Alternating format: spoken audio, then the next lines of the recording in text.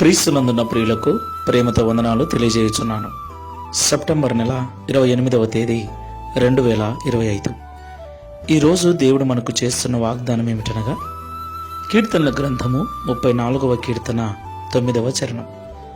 యెహోవా భక్తులారా, ఆయన యందు భయభక్తులు ఉంచుడి.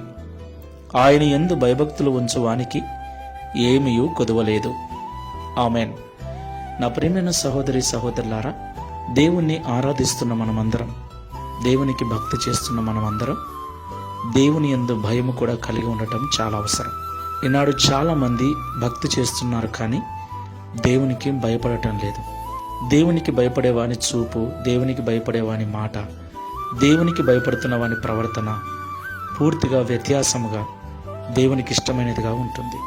ఈ లోకంలో దేవునికి ఎవరైతే భయపడుతూ భక్తి చేస్తూ ఉంటారో వారికి దేవుడు ఏమీ తక్కువ చేయకుండా సమృద్ధి చేత నింపుతానని వాగ్దానం చేస్తున్నాడు.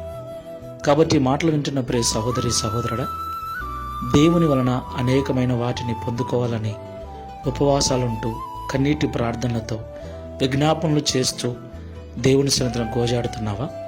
దేవుడు నీ ప్రార్థన వినాలి, నువ్వు అడిగిన వాటిని అనుగ్రహించాలి అంటే భక్తితో పాటు దేవుని యందు భయము కూడా కలిగి జీవించు. అప్పుడు తప్పకుండా దేవుడు సమృద్ధితో నిన్ను నింపుతాడు. ప్రార్థన చేసుకుందాం. ప్రేమ స్వరూపుడా, పరిశుద్ధుడా, మీకు వందనాలు చెల్లిస్తున్నా. ఉదయకాల సమయంలో మాతో మీరు మాట్లాడిన ప్రతి మాటను బట్టి స్తోత్రములు. నిజమే తండ్రి, చిన్నపిల్లలు మొదలుకొని వృద్ధుల వరకు అనేకులు నీ యందు అమితమైన భక్తి కలిగి ఉన్నారు. అయితే భక్తి మాత్రమే ఉంటే చాలదని, మేము ఆశీర్వదించబడాలి, ఏ మేలు కొదవ లేకుండా సమృద్ధిగా జీవించాలంటే నీ మీద భక్తితో పాటు మీరంటే సంపూర్ణమైన భయం కలిగి జీవించాలని, అప్పుడే మేము కొదవలేని వారముగా దీవించబడతామని మాతో మాట్లాడినందుకు స్తోత్రములు.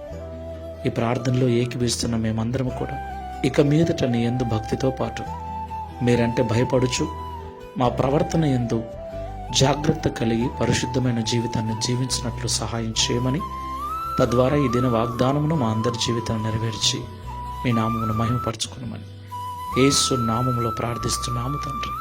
ఆమేన్. Praise the lord. God bless you.